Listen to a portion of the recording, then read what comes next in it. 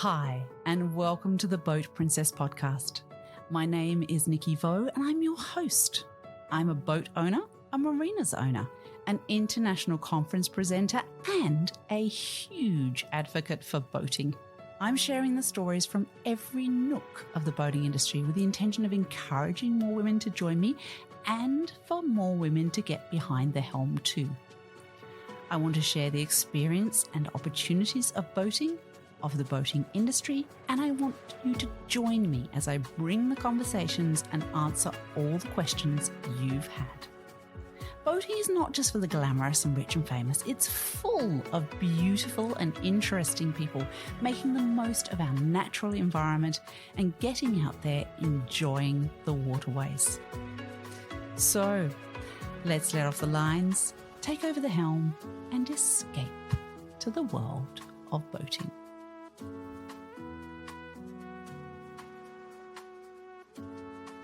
Hi, everyone, and welcome to another episode of the Boat Princess podcast. Now, you're going to love her name, and then you're going to love her, okay? This is an incredible woman I am about to interview at Auckland Boat Show.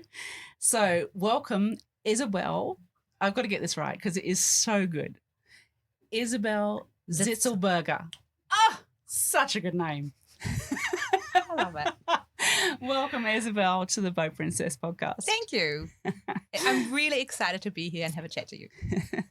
Now, you have started your company, Wildchix, but we're going to get to that later on because I really want to go back to the beginning of you, okay, where you started your life, how your education was, all those sorts of things, because your business is built from a picture of where you have come from and what you've enjoyed in life. So let's start right back at the beginning. Where were you born?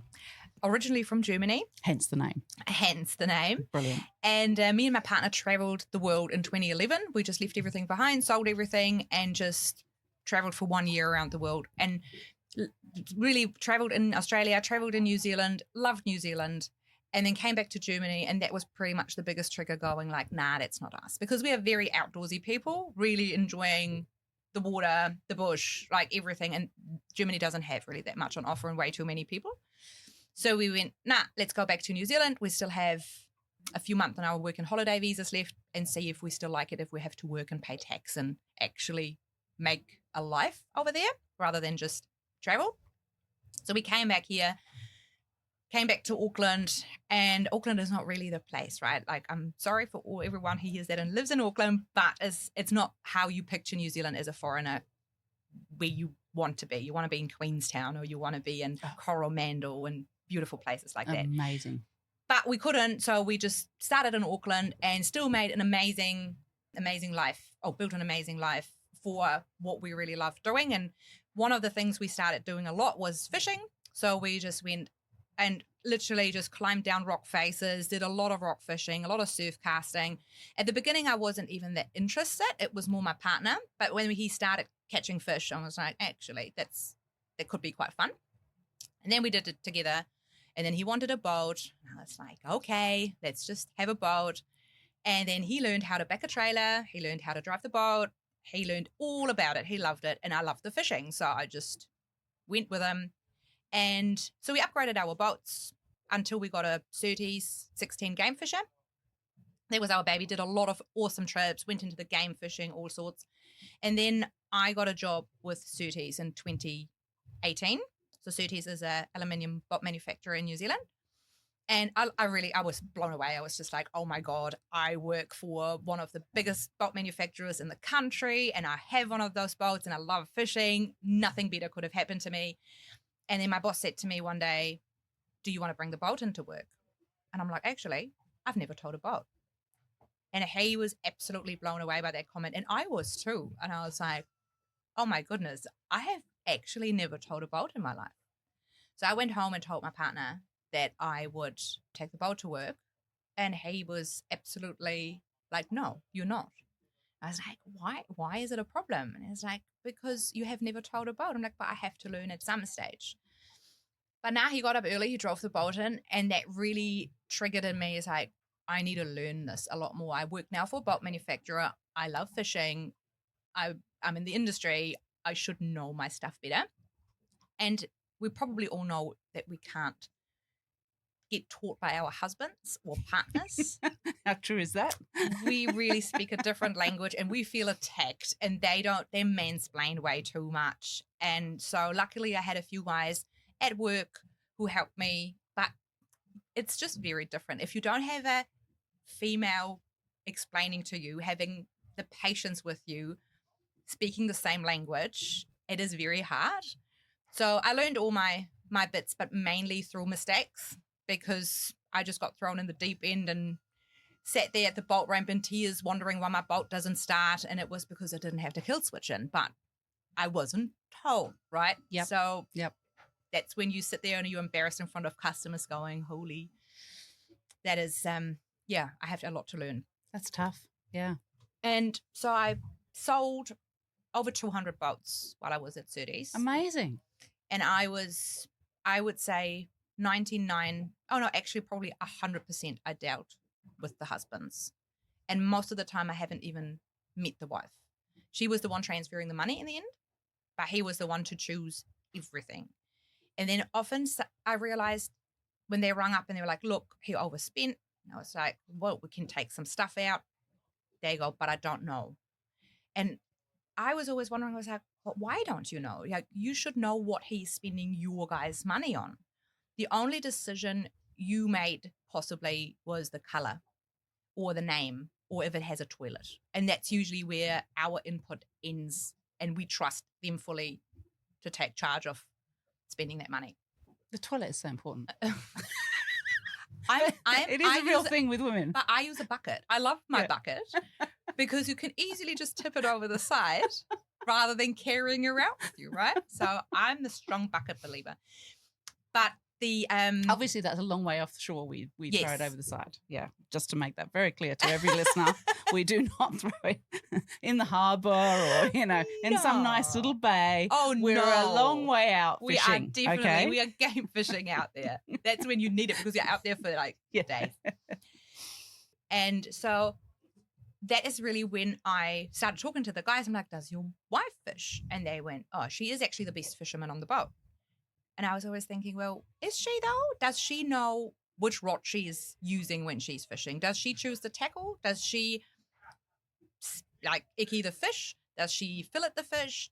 Is she involved in the whole thing, or is she actually just reeling the rod in? You passed over to her, tying her knots and doing all of that. So all this stuff was just, I think, brewing in the background for actually quite a long time. And additionally to that was always that the guys came into the shop to buy a boat, and the first thing they said was, is there anyone I can talk to about the boats? To me. To you? Always. And you stand there and you go I don't know. No one around but me. I can try. And they go, oh, I'm not sure if you know. Oh. And I go, oh, I don't know. Just ask me. We'll see. And then they actually get quite surprised of how much you know. But it's really that stereotyping of, it's a girl, why would she know anything about the boats? So, yeah, that was another eye-opener where I was like, there is definitely a gap here. There's definitely something not right. And then early last year, I rang up the Tauranga Sport Fishing Club. Tauranga is the region or the city where I live. And I rang up the Sport Fishing Council and I said, can I come in and talk to your girls? And they were like, oh, yeah, 100%. Come in and talk to the girls. So I walked in and literally just had a few slides. I called it the boating basics. And seriously, all I've done was I talked about port and starboard, boat terminology, weather, how to read a weather map. If your husband tells you, hey, the weather is really great tomorrow, we go fishing, that you can double check it if you might still want to take your sea legs, if he is right. Yep. A little bit of navigation about draft of a boat and to how to pick your channel, where to anchor overnight when you can read the wind and the weather coming in. And also things massively on safety, because most of the ladies have never even popped a life jacket in their lives. They don't even know what happens when you pull that little toggle. So we always get someone on stage. That's the point. I've never done that. I've never pulled the toggle. There you go. I've worn them plenty of times, but I've never pulled the toggle. Okay. Yeah. That is really an experience where they all go oh, I don't know. And then also teaching them that there's a crotch strap, for example, that often, because it's so tucked in, most of the people have a life jacket all their lives and have never used that one. Or most females don't know that there is that canister that you have to service your life jackets, and that Correct. canister can actually corrode. And actually really telling them, hey, you need to check this and make sure it's screwed in properly. It hasn't been deflated before. And also servicing them once a year and pretty much like blow it up, have it sitting there and see what it does, if it like deflates and if it's okay, or if you need new life jackets. Have we got an EPIRB? Do we do a trip report? Like all the safety side of things. But then also asking the skipper the question when you're boarding a boat with someone else, and actually really ask and say, hey, what's the VHF channel we are on? Have we got an EPIRB? How do I use it? Where are your life jackets? And not just fully blindly trust the skipper all the time. And we really do this. We overall, like stereotyping, right? It is like most of us do that. And it is that we are in the kitchen, we prepare the lunch, we look after the kids, the husbands are preparing the boats. We don't even know really what he's doing out there. And then we hop on the boat and we just follow him. And if something goes wrong, we would have no idea. And that's really dangerous. And then that, as well as on the flip side, that we are not using our own boats without our husbands, is also not okay. I think we should be able to ring our girlfriend and say, let's go fishing. Yeah. Or take the kids out by ourselves. Or take the kids. And so, that's when I started those boating basic seminars. And then it got more like I got asked all around the country to come and have seminars. And I was like, all right, okay, cool. And then I founded Wildchix because it had to have a name, and it had to be a community for ladies where it's theirs, right? If fishing clubs, if the Coast Guard, if Maritime is putting something up for ladies, it is still under the umbrella of Coast Guard, or obviously like of whoever's putting it on. But, or the fishing clubs, the worst is the fishing clubs, because the fishing clubs are still quite old men's clubs. And as soon as you go, like, there's a ladies' night at the fishing club, it's the guys' territory. And it's sometimes really hard for the ladies to enter that. But if we have Wildchix and we go into the fishing club, it's just a venue. But Wildchix is for the women, where they feel comfortable, where they can ask their questions, where they don't get judged, where they have a laughter, where we talk about pea buckets and forgetting the bung and not backing a trailer properly. And we laugh about it and we encourage each other, and we go like, oh my God, my husband is the same. Or, oh my God, I did this. And it's such a fun, relaxed environment. A safe space. Such a safe space. And it's really cool.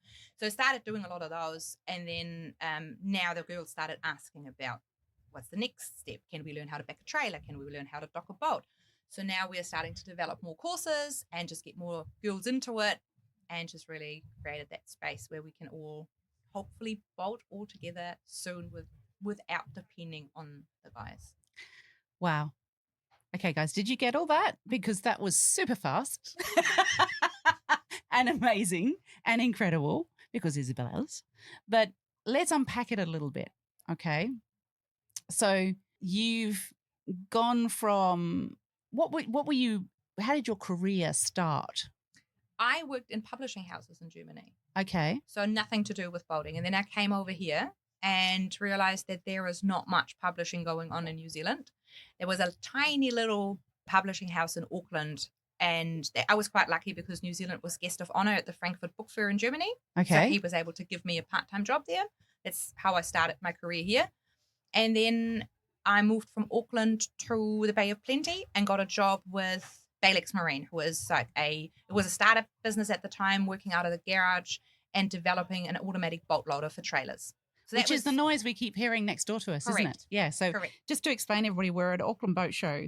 We are hunkered down in a cabin of the Protector 410, because the guys from Protector and Rayglass have very kindly given us this space. So it's a little bit quieter than the rest of the boat show. And that whirring noise you can hear every now and then is actually that product in motion, isn't it? Correct. Yes.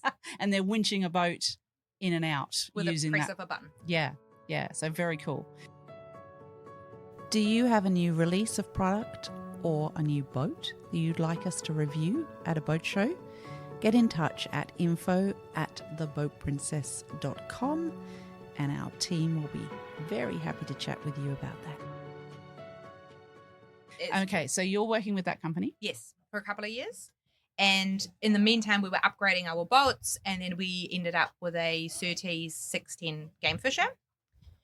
And then I saw a job ad for marketing manager at Surtees Boats, and I was like, oh my God, that would be my dream job, and applied for that. And then I worked at Surtees for the last 7 years.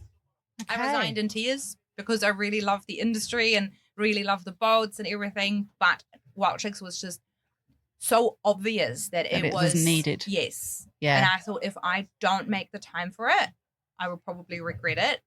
And also it's just so new and so interesting and so much fun, and seeing the industry supporting it so much is absolutely amazing. Yeah. I've heard the industry have been really supportive of you, because it is a little bit scary, right? Going out and starting your own business. Very. How did you? Is there something in particular that made you do that jump, or was there somebody that supported you in doing that jump, or was it somebody said something, or you thought, right, I've got to do this? It was pretty much more that I read a quote a few years ago which said, find comfort in your discomfort, only that will make you grow. And I was running around telling the ladies, get out of your comfort zone, that's what you need to do. And then suddenly the light was on me, and I was like, this makes me so uncomfortable, knowing that there is no regular income, knowing that this is really something where I'm fully out of my comfort zone. I was like, okay, now it's on me to take that path and actually prove to myself that I shouldn't preach this to other people, that I can do this. And that was probably the trigger where I was like, nah, that makes me feel real bad, like a real anxious. So that's the path I need to do. Yeah. So how did you get it going? What did you build a website? Did you build an Instagram? What did you do? It was really weird because that name Wildchix came into my head straight away. Let's just explain to the listeners. That's wild and then CHIX. Yes. Yeah. And I don't know, that was probably the first thing I was like, this is the name. And then I sat in the evenings, it was winter 2023. I sat in the evening in my bed and just stitched together a website, not knowing what I was doing. I was like, oh, we'll just see what it does. And I guess then it really started from there with the first seminar in Tauranga, when I did the first seminar, and it was such a success. And then Auckland rung up and said, can you come to us? And then Bowen Town rung up and said, can you come to us? I was like, wow, it is needed and it's wanted. So I might as well just do this on the side. But then the Sport Fishing Council rung up and was, this is amazing. Can you go to more clubs? And I was like, no, I have a full-time job. I can't. And then luckily enough, I met a wonderful girl called Chanel. She is my right hand going through with Wildchix, because obviously I can't do it all by myself. And I met Chanel possibly 5 years ago in a breathwork class. It's not something I would normally do. So it was a meant to be kind of thing. Yeah. And she was there, and I turned up with my ute, which said Surtees boats on the side. And she was like, oh my God, I had a Surtees boat. I love those boats. And I was like, yeah, okay. That's pretty much all we talked about. And then 2 years later, she came into the shop. She raced in and she said, babe, I need a boat. And I'm like, who are you again? And she was just like, I'm just like getting into a divorce with my husband, and I'm getting my my skipper's ticket. I am getting my skipper's ticket now, and I'm going to buy a boat, and I want to have a girls' charter. And I'm like, oh yeah, good on you. So we built her a boat on paper. She took the sheet away, the quote, and she said, now I know how much money I need to get, and raced off again. Amazing woman. Yeah. Mum of 3 kids. She knows, she did her day skipper. She works for Maritime. She's a marine biologist. She is amazing. And then I haven't heard from her for a while again. And then I founded Wildchix. And in my head straight away, I was like, I need this girl. She has the perfect story, because we should not be dependent on our husbands to go boating, right? We should step into this space. And I rang her up and I was like, can we meet? I need to talk to you. And the moment we met, she was like, I know exactly what you want to talk to me about. I'm coming to your seminar tomorrow. I'll help you. So that was instant. And it was amazing. So she took charge and she just started traveling around, took her kids in the car and started doing the seminars, like, for Wildchix. Yeah. So then I was a bit more in the background because I had a full-time job, and I had to be also really careful with not aligning with other boat brands too much, because I wanted and had to be brand loyal to Surtees. Yes. And that was then the other thing where I was like, if this grows and I want it to grow, then I really need to be for everyone. Yeah. And so that was the other thing where I was like, I have to give it time. And that's really what it needed the most, or still does. And now I'm just on the hunt for more girls who can help me do seminars across the whole country. Amazing. Okay, so you do seminars that are talking mainly to women or just to women? Just to women. Just to women. Yes. Okay. There is not a guy in the room because there's usually then sometimes a lot of women wouldn't ask a certain question, Yes. or you would hear the guy from the background having a comment and immediately you go, why do you need to interrupt this? So we don't have any guys there. Yeah. Okay. All right. So it's a really, because women we do like to ask a basic question to understand it properly, don't we? And you're right. If there's a mixed room, that is harder for us to do. So that's really cool. And so you're doing seminars. How do people book into those seminars? Do they go to your website? Yes. They pick a particular seminar they want to go to, all that sort of thing? Yeah, we got the boating basics. That's really the most popular one to actually get into it. Now, next week, we are launching the next step kind of thing where we want to teach them how to really then deal with how to charge a battery, how to read a transducer or a sounder in the transducer, understanding that, maintenance of your engine, planning a trip, reading a chart, doing like teamwork together as well, just to like map that all out. Where do you want to go overnight? So that is about to launch next week. Then we started doing boating boot camps. So that's more hands-on, like trailer backing, boat docking, knot tying, launching a boat, what are the steps, and all the hands-on things. But we also combine it with like a lunch and a morning tea and just make it fun and comfortable. And good food is always sets the whole tone for the scene. But then also what we also do, aside from just the boating, we also do hunting, because that's another male dominated area, which is really hard for women to get into because it's quite intimidating and quite frightening. Often for the ladies talking about firearms and having their kids run around with a rifle shooting possums, it's sometimes a bit scary. So they come to the courses and learn about different calibers and butchering deer and taking meat home and providing for the family. Wow. Yeah. Okay. And doing these courses in person obviously gives them the opportunity to ask those questions. Like if you did an online course, they can't interact with it, can they? And also, I think it's really important. So much is online those days, and you are just sitting on your couch, and as handy as it is, but you're ticking your boxes, you go through your page 1, 2, 3 and multiple choice questions, but you are not able to connect with others. Yeah. And I think that so often helps to give you the confidence knowing that you are not the only one who had that dumb question. As all the others go like, luckily she asked, because I was always wondering. And then you hang out after. We always have a drink together and we have a chat and we connect afterwards. When everyone was in the group, everyone's usually coming and everyone's having a chat. And I'd like them then to go, hey, I met you at the Wildchix event. Let's go and do a VHF course at Coast Guard together, so we can group up and feel stronger as a group of women to go into an intimidated space to learn something new when we are a group. Yeah. Amazing. So this is now a business for you. You are selling these courses. You are being you. That takes, a lot of women listening might be going, oh, she must be really good at public speaking. She must be good at getting out there, all that sort of thing. I'm guessing for all of us, it's a practice process, and it's something we all have a bit of a moment still before we do that presentation. Tell us, be really honest about that for us for a moment, the listeners. I'm just winging this. Seriously, I have no idea what I'm doing. It is. Well, actually, you do. Yes. See, that's a perfect female statement. It is so true. Isn't it? It is such a female statement. And it's even you're standing there with your presentation and it crosses your mind. We go, who am I to tell those girls? That is basic. Why would I know better than them? And then you go, no, I actually do know my stuff. And just backing yourself up is a huge problem. And what I'm often saying to the girls as well, it is just us with this imposter syndrome is so bad. And having a guy on the boat ramp backing a trailer who totally screws it up. He would just jackknife the thing down, but for him, he would be still amazing and everyone around would be an idiot. We are the opposite. We would sit in this car sweating, stressing out, thinking, oh my God, everyone is amazing, but me. Funnily enough, though, most of the time is we would encourage our guys and go, honey, it's fine. Don't worry about the others.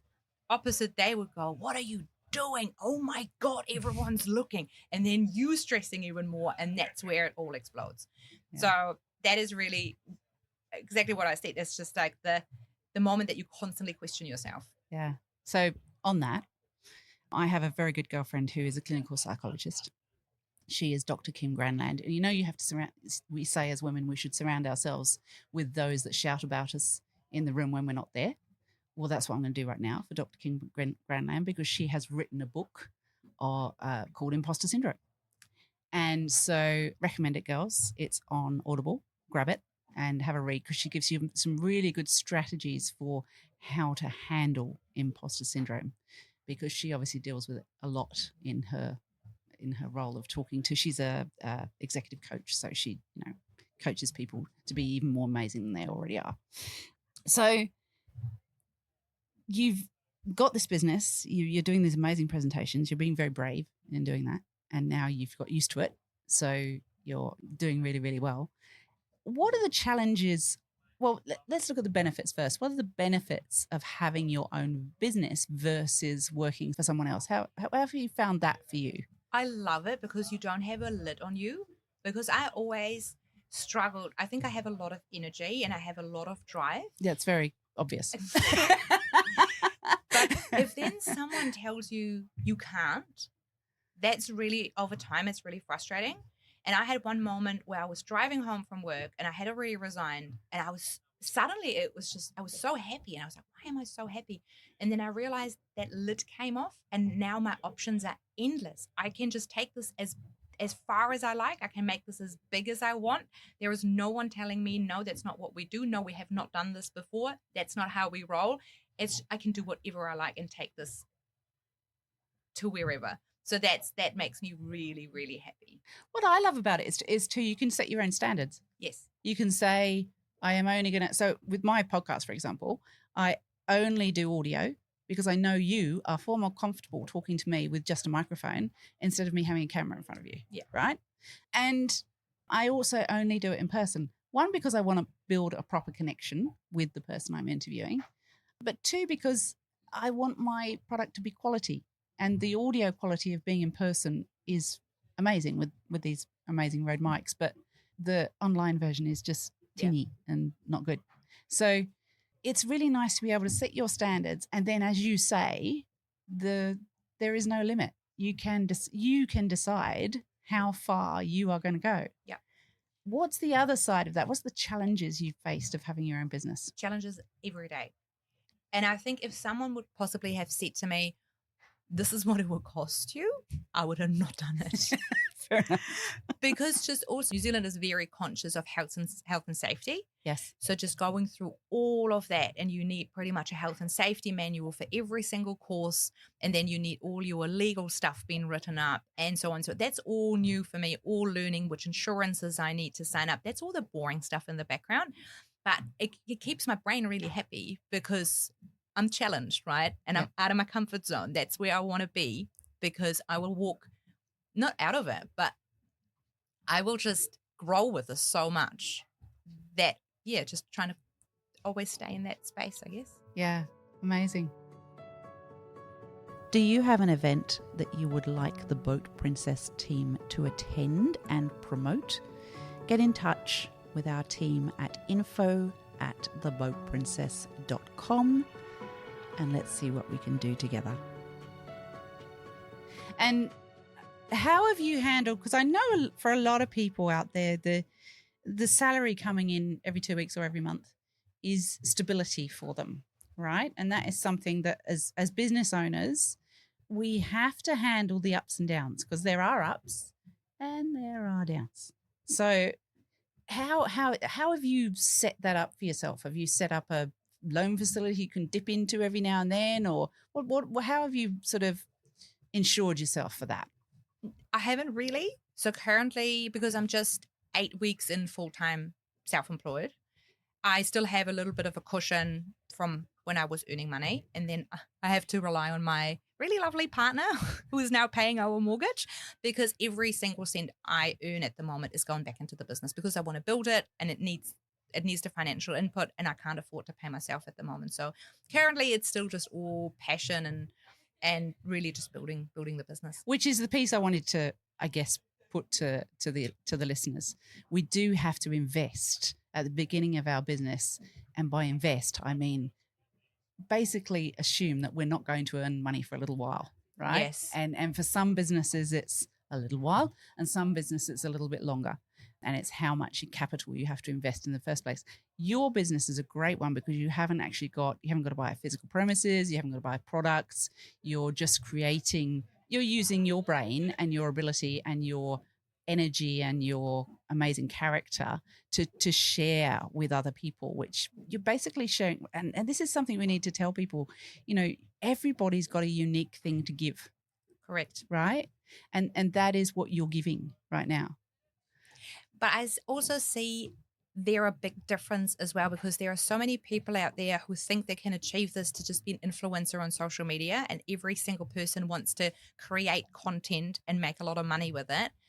But that's where I want to be separated from that whole lot, because I'm always saying I don't want to be an influencer. I want to be an enabler, because I want the girls I'm teaching to be the ones who can put themselves forward, not me. I don't want to talk about myself and go, look at me. That's what I do, because us girls, I have to admit, like, we are very judgy. And as soon as there is a girl out there catching a fish in a bikini, the first thing we do is not applauding and going, awesome, well done. We go, oh my God, look, she's showing her boobs. That's how we treat ourselves. And there is a lady in beautiful leggings shooting a deer, and that's the first thing we do is like, why does she need to wear such tights to do this? And I really do not want this to be shadowing over Wildchix, that people go, I can't be that pretty, I can't be that good, I don't have that money to do this. It's like, we are doing this together, and you can take it as far as you like. If you just want to have a little bit of knowledge, go that far. If you want to be an influencer in a bikini catching a marlin, go for it. Yeah, because they do have a place as well. Correct. Right? Because there are some women that thoroughly enjoy being that and doing that, and good on them. Because I have some friends that are like that, and they're amazing women, incredible women, and I look at them and think, God, yeah, wish I had that, but right, I don't. But I love that she does, and I love she's body confident enough to put it out there, and I love that she is attracting, people to a sport maybe they didn't think about before. And that is another very interesting fact, because when I started Wildchix, I was talking to the New Zealand Boating Magazine and the Rod and Rifle Magazine, and they all interviewed me and we had articles there. And then afterwards I thought about it, and I was like, the only people I'm reaching are the people who are already interested in it. But so now I had last week or the week before an interview with New Zealand Women's Weekly, because I want the ladies to sit at the hairdressers and flick through it and go, oh my God, yes. Why don't I know anything about our boat? Why have I never thought about I could go into the bush and hunt? And that never crossed my mind, because we get stereotyped thinking us girls, we sit at the hairdressers, we have our yoga classes, and we catch up for coffees with our mates. Our husbands go hunting and fishing. And so I want to change that and just go like, have you thought about that you can do this? And most people go, oh no, I haven't. Maybe because it's a sport that we can do so easily. Yeah. And it's actually quite a technical sport. And if we really get into it and really understand it, we can be a lot better at it potentially. 100%. I agree with that. And also what I think with the hunting, there is so much misconception out there about the killing aspect of it. And that is so not true, because I think we often, let's say, sit in a yoga class at lunchtime and get told to be present. So we sit there and we hear the cars driving outside, and in our heads is like, oh, we need to go grocery shopping and pick up the kids, and there's so much going on. To try to be present for 45 minutes, if someone tells you to do that right now, it is very hard. But if you just go on your boat or into the bush with no cell phone reception for a day, and if you are not slow, quiet, and patient, you will not catch a fish and you will not shoot a deer. You need to sit there in nature, be present, and be quiet and concentrate on your breathing and engage your senses. Like, have you heard something in the bush? Because often you can't see those animals because they're so well camouflaged. So you need to rely on your nose, on your feelings, on your ears, like so much more. And it's actually quite nice to give your eyes a break for a little while. I love that. That is such a good point, because I'm always harping on about how when you go out on a boat, it feels like time slowed down. Yeah. It is because your mind's gone into a different zone. It's in the blue mind. But when you actually say that, the fact that you're fishing and you're entirely focused and it's interesting. My Yeah, I love mum it. said that when I said, Mum, I'm fishing, she was like, how? She was like, you are 180 miles an hour all the time. How can you sit on a boat and stare at a rod? I'm like, actually, I don't know. But it feels like I'm detaching myself from life. It's like a big zip. You're just like zipping yourself off and you disappear and you are just you on your boat for the day. And you don't care about your work tomorrow and your groceries and your laundry. It's forgotten about. So for you, it's your life balance in inverted 100%. commas. Yeah. Amazing. So what do you see for the future of Wildchix? What's that big bubble of vision that's in front of you? That is seriously seeing girls at the boat ramp, 2 of them, 2 friends, 2 girls with kids, or just a mum with her 3 kids on the ramp, launching the boat, and she doesn't get the looks from everyone because it becomes a normal thing. That is what I really would love to see. And that is why it's going to be so successful, because the answer you gave me was not about you. No. It was about other people and what you're doing for other people. And Yes. that is what makes a business really successful, meaningful, and so worth doing. And because it's got such a good meaning behind it, people will get behind it. So nice that you said this. I fully, when I said it, that was just 100% clear. But now that you said this, I'm like, you're so right. It's not. It's absolutely not about Wildchix. It is about the Wildchix out there. yeah, Not the business in Isabell. yeah. Amazing. That's Isabell, cool. thank you so much for talking to us today. It's been an amazing chat. I've really enjoyed your energy. I'm sure, listeners, you have felt that energy just through your ears, because she is just adorable and such a wonderful, incredible woman that is getting out there for other women. We really appreciate that, Isabell. Thank you so much. I really enjoyed it.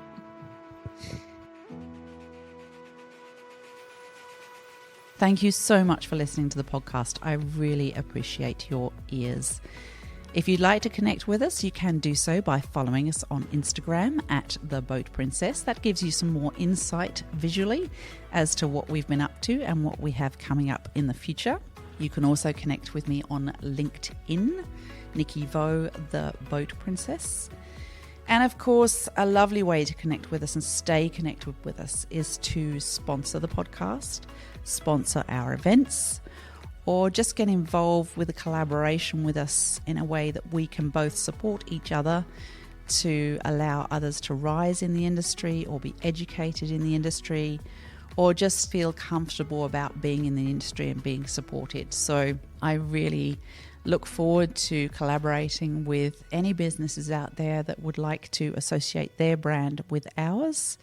And of course, a simple sponsorship is to place ads on the podcast or sponsor our events, because of course we do some amazing events throughout the year and they will increase as time goes on and sponsorship increases.